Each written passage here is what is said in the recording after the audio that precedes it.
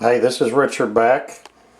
I'm after listening to that video the other day of that one guy, I decided I'd better help some of these young archaeologists that are just starting out, so we don't have people coming up thinking that Ettlys are side notched and bird points are fluted and Adinas are serrated. My suggestion is, he was right about one thing. I do have Overstreet, and I do have this one old guy, what's his name? Perino. And all the Missouri archaeology books. I've read about every book I could ever find on this stuff.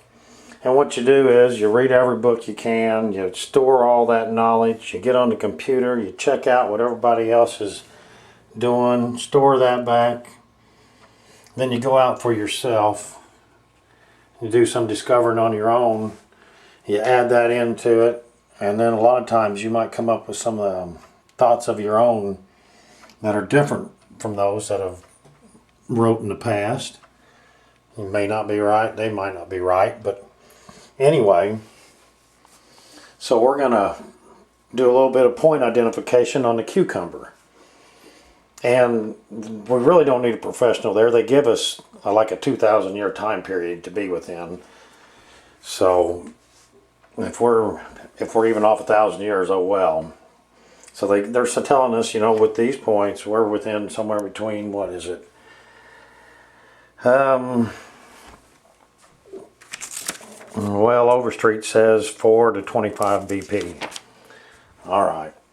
So that's 1,500 years. Then give or take another 1,000. So we got 2,500 years. We don't have to be perfect when we guess things. And we don't have to agree with everything that's written. But, you know what? You kind of get your basic idea from these people.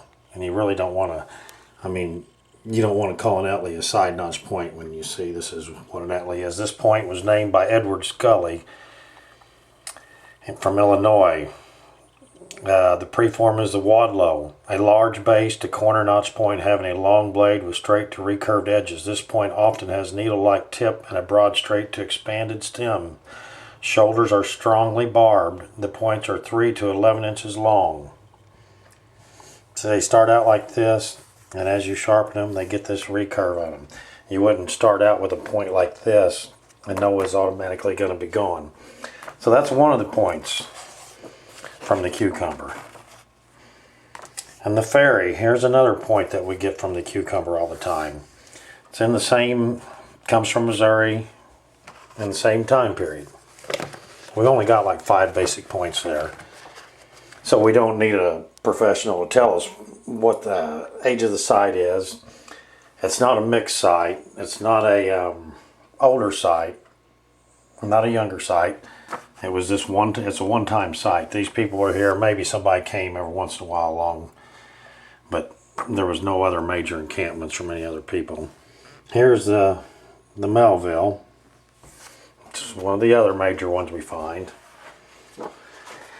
And then we come on back here to the Sedalia, the spear of the family, which tells you they hunted big game.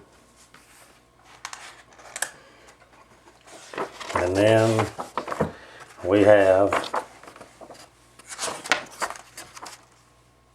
the Smith. This is this one right here. Okay. And then the major tool there, 10 to 1 on every artifact you find, are the adzes. Scrapers, hoes, whatever you want to call them. Probably the most multi-tool thing there could be there. And he wanted to know where the rock came from. Well, like I said, here in this part of Missouri, they didn't walk anywhere to go to quarry rock. I've brought a bunch of examples here where you can see the rock that comes straight out of the creek. All you got to do is walk down to the creek and you can see it, just like even this gigantic rock. Just a rock right out of the Cucumber Creek. And this here little rock, here's the back side of these. Those are these round rocks they bring up on top of the hill and they bust. And they make multiple tools out of one round rock. And these are the cortexes right here you see from the rock that's pulled right out of the creek. Alright. These 4 points back here, they don't belong with the sight. They came at the same level as all these archaic points. But we know it's not an earlier sight because they came at the same level. These were obviously picked up by the people picking up all the round rocks to make the arrowheads there. And in our part of the country, there's not much hardstone, so right there's the totality of the hardstone. They probably had to share them. So here we go. Like I said before, here's the Sedalia. Each one of them have a ground base right down here for a shaft. Each one of them have a needle sharp tip, which was made to penetrate. And more than likely, every time they used it, that tip was broke, and they came back and re-tipped it and made it nice and sharp again. There's just a couple examples I brought out here. Of course, all these are from the cucumber. And yeah, this is the cream. I am keeping the cream. And then we have our fairy points right here, kind of with the, what do you call a bulbous or whatever, back in, fanning out with the little corner notches.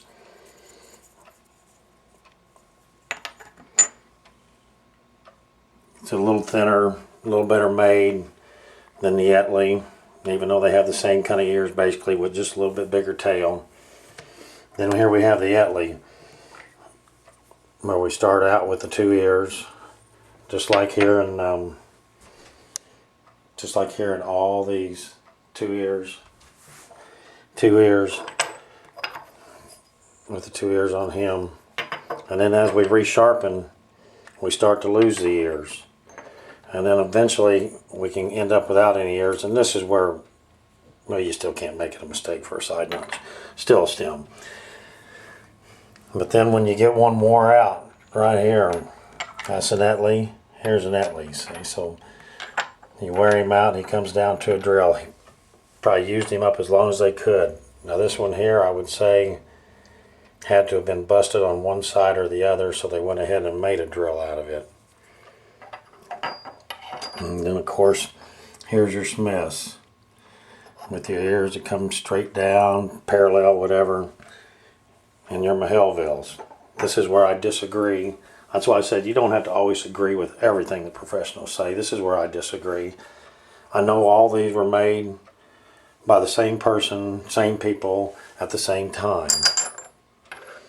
And I think, I mean, whether you got a stem that's just basically just straight down and maybe one just a hair sticking out, it can't have made that much difference to them. These were the same purpose tools. And if you take this Melville, you set it right here on this Smith, set it like that, you can tell all it's been sharpened a couple times, and it's turned it into a Mahelville. It used to look exactly like that one. And you can take this Etley right here with this basic stem. You can put that stem right down on that Smith, and you can see if they sharpen that Smith, once the ears are gone, all you've got is an Etley. Almost even the same color, look at that. Kind of matches.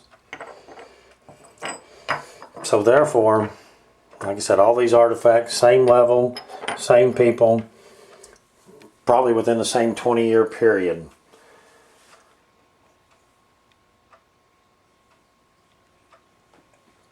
And this has been kind of fun. Tomorrow we'll get back and find some more new stuff. I did get skunked today. Happens all the time, really.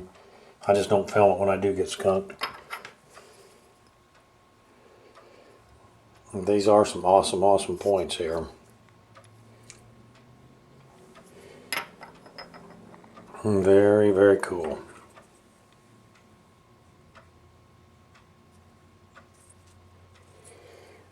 And anyway, lesson 20278A, take it for what it's worth. It doesn't cost a dime. Take it easy.